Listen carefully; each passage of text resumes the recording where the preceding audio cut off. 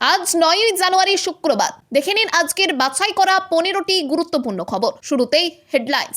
I-PAC অফিসে ইডির হানা নিয়ে এবার মুখ খুললেন সাসপেন্ডেড তৃণমূল নেতা হুমায়ুন কবির। আমরাও 37% মুসলমান আছি, আমরাও হিন্দুদের দোকান থেকে মাল কিনবো না, কৌস্তবের পাল্টা দিতে গিয়ে বললেন হুমায়ুন। মুখ্যমন্ত্রীর শাস্তি হওয়া উচিত, পার্থ চ্যাটার্জির কচি বান্ধবীর মতো 51 কোটি টাকা কারো বাড়িতে পাবে না, বললেন শুভেন্দু। ইডির আইপ্যাক অভিযান নিয়ে মন্তব্য এড়িয়ে গেলেন অভিষেক। মালদহে নির্বাচনী ভাষণে বিজেপির সঙ্গে নিশানা করলেন কংগ্রেসকে। আপনাকে ফল ভুগতে হবে, আইপ্যাকে ইডির হানা নিয়ে সাহাকে কড়া হুঁশিয়ারি মহুয়ার। বাংলা পলিটিক্সের সমস্ত খবর প্রতিদিন সকালে দেখতে সাবস্ক্রাইব করুন আমাদের বি পলিটিক্স চ্যানেলটি। এবার আসছি বিস্তারিত সংবাদে। 2026 সালের ভোটের আবহ ক্রমশই গরম হওয়ার সময় আইপ্যাকের কর্ণধারের বাড়ি ও অফিসে কেন্দ্রীয় তদন্তকারী সংস্থা ইডির হানা দেয়। এই পরিপ্রেক্ষিতে হুমায়ুন কবির বলেন, কেন্দ্রীয় তদন্তকারী সংস্থা হানা দিলে নিশ্চয়ই তাদের কাছে কোনো অভিযোগ বা প্রাসঙ্গিক এভিডেন্স রয়েছে। তার বক্তব্য অনুযায়ী যদি কোনো প্রাইভেট সংস্থা শাসক দলের সঙ্গে চুক্তি করে বাংলার মানুষের স্বার্থবিরোধী কাজ করে, তাহলে সেই বিষয়টি খতিয়ে দেখায় তদন্তকারী সংস্থার দায়িত্ব। হুমায়ুন আরও বলেন, ইডি যখন সেখানে গিয়েছে তখন আইপ্যাকের উচিত সম্পূর্ণ সহযোগিতা করা। তদন্তে কি জানতে চাওয়া হয়েছে, কি নথি তলব করা হয়েছে, সব ক্ষেত্রে সহায়তা করা প্রয়োজন। তার কথায় তদন্তে সহযোগিতায় প্রকৃত অবস্থান স্পষ্ট করবে। আমরাও 37% মুসলিম আছি, আমরাও হিন্দুদের দোকান থেকে মাল কিনবো না, কৌস্তবের পাল্টা দিতে গিয়ে বললেন হুমায়ুন। মুসলিমদের দোকান থেকে বিরিয়ানি কিনবেন না, মাংস কিনবেন না, আমরা হালাল মাংস খাবো না, খোলা মঞ্চ থেকে এমনটাই বলেছিলেন কৌস্তব বাগচি। এই বক্তব্যের পাল্টা দিয়ে হুমায়ুন বলেন, ওনারা 62% আছে বলে যদি মনে করে নিজেদের দোকান দিয়ে নিজেরা খাবে, তাহলে আমরাও 37% মুসলিমদের বলবো নিজেদের দোকান থেকে কিনুন। তিনি ঠিক কি বলেছেন শুনে নিন। ওনারা 62-63% আছে বলে যদি মনে করে নিজেদের দোকানে নিজেরা খাবে, তা আমরাও 37% মুসলিমকে বলবো, আমরাও মুসলিমদের দোকানেই কিনতে বলবো। আমরাও নিদান দেব যে 37% মুসলমান বাংলায়, তারা নিজেদের ব্যবসাটা নিজেদের মতো করবে, তারা নিজেদের যা কিছু প্রয়োজনীয় জিনিস মুসলমানের কাছেই কিনবে। তখন উনি তো ওই মাথা নেড়া করে রেখেছেন, বলেছেন মুখ্যমন্ত্রীকে যতদিন মুখ্যমন্ত্রী থেকে না সরাতে পারবেন ওনার মাথায় নাকি চুল রাখবেন না। তো সেইটাকে আগে করে দেখান, তারপরে এইসব নিদান দেবেন লোককে যে কে খাবে, তার দোকানে কে কিনবে, তো অসুবিধা নাই। মুখ্যমন্ত্রীর শাস্তি হওয়া উচিত, পার্থ চ্যাটার্জির কচি বান্ধবীর মতো 51 কোটি টাকা কারোর বাড়িতে পাবে না, বললেন শুভেন্দু। বিধানসভা নির্বাচনের আগে বেনজির সংঘাতের সাক্ষী থাকলো কলকাতা। লাউডন স্ট্রিটে আইপ্যাকের কর্ণধার প্রতীক জৈনের বাড়িতে 2.5 বছরের পুরনো মামলায় তল্লাশি চালাতে গিয়ে বৃহস্পতিবার হাজির হয় ইডি। ঠিক সেই সময় আচমকা সেখানে পৌঁছে যান মুখ্যমন্ত্রী মমতা বন্দ্যোপাধ্যায়। তার সঙ্গে উপস্থিত হন কলকাতা পুলিশ কমিশনারও। খালি হাতে ঢুকে হার্ড ডিস্ক, ল্যাপটপ, প্রতীকের ফোন এবং সবুজ ফাইল হাতে নিয়ে বেরোন মুখ্যমন্ত্রী। বেরিয়ে রণংদেহী মেজাজে তোপ ডেকে দেন কেন্দ্রীয় স্বরাষ্ট্রমন্ত্রী অমিত শাহ ইলেকশন কমিশন ও ইডির বিরুদ্ধে। বিস্ফোরক দাবি করেন, ভোটের আগে তৃণমূলের মুখ্যমন্ত্রী প্রার্থী তালিকা, দলের রণকৌশল, হার্ড ডিস্ক সব বাজেয়াপ্ত করার চেষ্টা চলছে। পাল্টা চ্যালেঞ্জ ছুড়ে বলেন, এটাই কি অমিত শাহের কাজ? তিনি সবচেয়ে খারাপ স্বরাষ্ট্রমন্ত্রী। আমরা যদি বিজেপির অফিসে তল্লাশি চালাই তাহলে কি হবে? পাল্টা জবাব দিতে দেরি করেননি বিজেপি নেতা। বিধানসভার বিরোধী দলনেতা শুভেন্দু অধিকারী সরাসরি মুখ্যমন্ত্রীর কাজকে আইন বিরুদ্ধ বলে দেগে দেন। বলেন, মুখ্যমন্ত্রীর এই ধরনের কাজ সাংবিধানিক প্রতিষ্ঠানের কাজে সরাসরি হস্তক্ষেপ ও তদন্তে বাধা দান। একজন মুখ্যমন্ত্রী শুধু রাজনৈতিক নেতা নেত্রী নন, প্রশাসনিক কর্ত্রী। নিন্দা জানায় এবং ইডি নিশ্চয়ই তার ক্ষমতা বলে মুখ্যমন্ত্রীর বিরুদ্ধে ব্যবস্থা নেওয়া উচিত বলে আমার মনে হয়েছে। সেটা নিশ্চয়ই আইনের মধ্যে থেকেই তারা করবে। যদিও তদন্তের ব্যাপারে কোনো কথা বলতে চাননি শুভেন্দু। তিনি বলেন, আমি মুখ্যমন্ত্রী ও সিপির যাওয়াকে অনৈতিক ও অসাংবিধানিক মনে করি। রাজীব কুমারের বাড়িতে তল্লাশির সময়ও মুখ্যমন্ত্রী এমন করেছিলেন। তিনি 5 ঘন্টা দিয়েছেন নিজাম প্যালেসে, যখন ফিরাদ হাকিম সহ কয়েকজনকে গ্রেপ্তার করা হয়েছিল। আইপ্যাক তল্লাশিতে হাজির হয়েই অমিত শাহর বিরুদ্ধে তোপ দেগেছিলেন মুখ্যমন্ত্রী। পাল্টা চ্যালেঞ্জ ছুড়ে বলেছিলেন, আমি যদি বিজেপির অফিসে তল্লাশি চালাই। এই প্রতিক্রিয়ায় শুভেন্দু অধিকারী বলেন, মুখ্যমন্ত্রীকে আমি চ্যালেঞ্জ করলাম, বিজেপি কেন, যে কোনো লোকের বাড়িতে আপনি পাঠিয়ে দেখুন। পার্থ চ্যাটার্জির কচি বান্ধবীর মতো 51 কোটি টাকা কারোর বাড়িতে পাবে না। আর আপনার বাড়িতে যদি তল্লাশি হয় 100 কোটি টাকা পাবে ইডি। শুভেন্দু বলেন, আইপ্যাক কি পার্টি অফিস নাকি? ওটা তো কর্পোরেট সংস্থা, তারা তাদের নথি দেখিয়ে দেবে। মুখ্যমন্ত্রী তো আমার বাড়িতে সিআইডি পাঠিয়েছিলেন। আমার প্রবীণ বাবা মাকে হেনস্থা করা হয়েছে।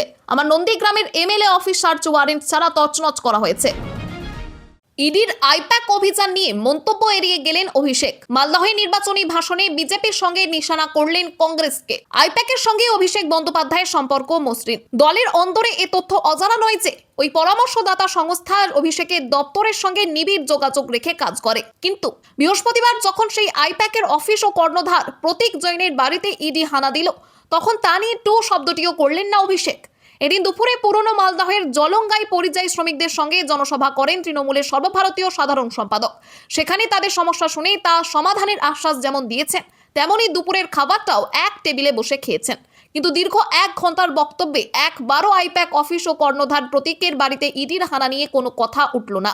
সারা রাজ্য থেকে তথ্য সংগ্রহ করা, কোথায় সরকারি কাজ কতটা হয়েছে বা হয়নি থেকে শুরু করে কোন জনপ্রতিনিধি কেমন কাজ করছেন, সেই সমস্ত বিষয় নিয়ে সমীক্ষা করে এই আইপ্যাক। সেই সমস্ত তথ্য তারা দলীয় স্তরে সরবরাহ করে, যার ভিত্তিতে রিপোর্ট তৈরি করে সরকারকে সরবরাহ করে অভিষেকের দপ্তর। বৃহস্পতিবার দুপুরে সল্টলেকের আইপ্যাকের দপ্তরে ইডির তল্লাশি অভিযান চলছিল। সংস্থার প্রধান প্রতীক জৈনের বাড়িতে যেমন নথিপত্র বাজেয়াপ্ত করা হয়েছে, তেমনি আইপ্যাকের অফিস থেকেও একাধিক ফাইলের বান্ডেল নিয়ে বেরোতে দেখা যায় তদন্তকারী সংস্থার আধিকারিকদের। একদিকে মমতা বন্দ্যোপাধ্যায় যখন নিজে এই ইডির হানা নিয়ে তৎপর, তখন অভিষেক বন্দ্যোপাধ্যায়ের চুপ থাকাটা যথেষ্টই অবাক করেছে রাজনৈতিক মহলকে। আবার অনেকেই মনে করেন অভিষেকের এই চুপ থাকাও কোনো রাজনৈতিক কৌশল হতে পারে। আপনাকে ফল ভুগতে হবে। আইপ্যাকে ইডির হানা নিয়ে শাহকে কড়া হুঁশিয়ারি মহুয়ার। হানা নিয়ে সোশ্যাল মিডিয়ায় ক্ষোভ উগরে দিয়ে পোস্ট করেছেন কৃষ্ণনগরের তৃণমূল কংগ্রেসের সাংসদ। এক্স হ্যান্ডেলে মহুয়া মৈত্র লেখেন, বিজেপির ভয় দেখানো ধমকানো শাখা হয়েছে ইডি। 2026 সালে বাংলার জন্য শেষ প্রচেষ্টা হিসেবে তৃণমূল কংগ্রেসের কৌশলগত নথি, প্রার্থী তালিকা ইত্যাদি অবৈধভাবে অ্যাক্সেস পেতে পরামর্শদাতাদের ওপর অভিযান চালাচ্ছে।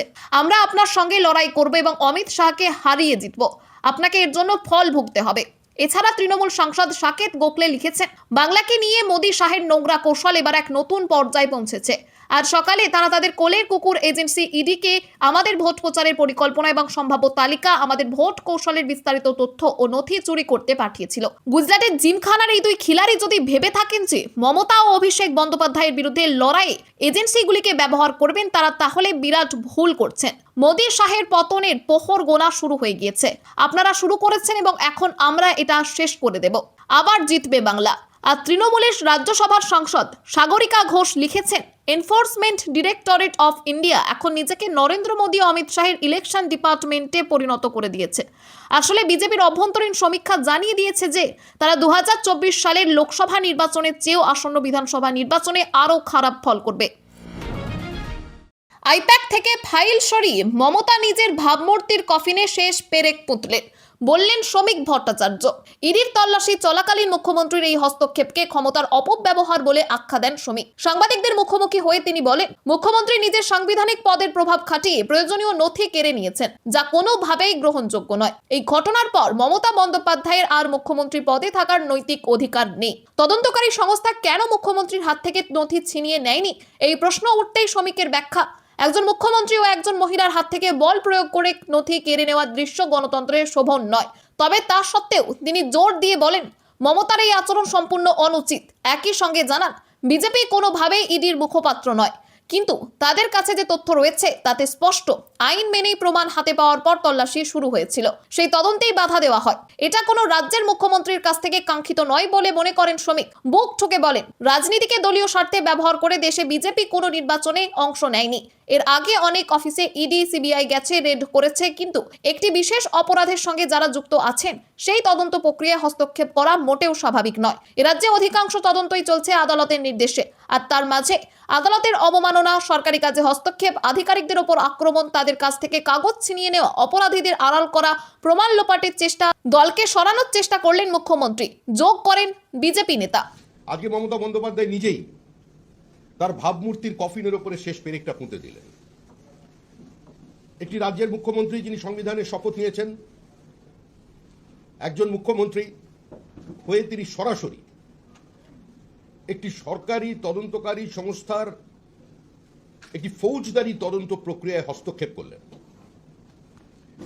এটা অনৈতিক শব্দটা না বলাই ভালো, এটা সম্পূর্ণ আইন বহির্ভূত, অপরাধীদের আড়াল করার প্রচেষ্টা, তথ্য প্রমাণ লোপাট, এবং তার সঙ্গে এই পুরো ব্যবস্থার সঙ্গে যে তৃণমূল কংগ্রেস সম্পৃক্ত হয়ে আছে, এই দুর্নীতি থেকে যে তৃণমূল কংগ্রেসকে কোনোভাবেই বিচ্ছিন্ন করা যায় না, আজকে মুখ্যমন্ত্রীর এই ফাইল এবং হার্ড ডিস্ক নিয়ে চলে যাওয়া সেই ঘটনাটাকে জনমনে প্রতিষ্ঠিত করে দেয়। একটা রাজনৈতিক দলের প্রার্থীর লিস্ট কর্পোরেট হাউসে কেন? ফাইলে কি ছিল আগে বলুন। প্রশ্ন অধীরের। আইপ্যাক কাণ্ডে অধীরের প্রশ্ন, ইডির অভিযানের মাঝখানে মুখ্যমন্ত্রী কেন ওই ফাইল নিয়ে বেরিয়ে এলেন? ফাইলে কি ছিল? তার কটাক্ষ, আইপ্যাক চাইলে আইনি সহায়তা নিতে পারত, সেখানে মুখ্যমন্ত্রীর ইন্টারেস্ট কি? রাজনৈতিক প্রতিহিংসা হয়ে থাকলে আইনি পথে লড়াই না করে তিনি কেন এগিয়ে এসে বেআইনি কাজ করবেন? প্রশ্ন তুলেছেন।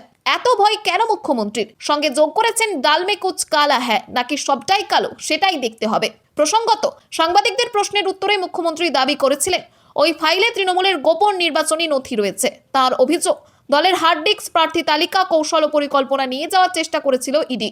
এই মন্তব্যেরই পাল্টা অধীর বলেন, ইডি লুটেরাদের ধরতে গিয়েছিল, আর ইডির উপস্থিতিতেই মুখ্যমন্ত্রীর নেতৃত্বে আর একটা লুট হয়ে গেল। আসলে ইডি মানে ইডিয়েট, ওরা কিছুই করতে পারলো না।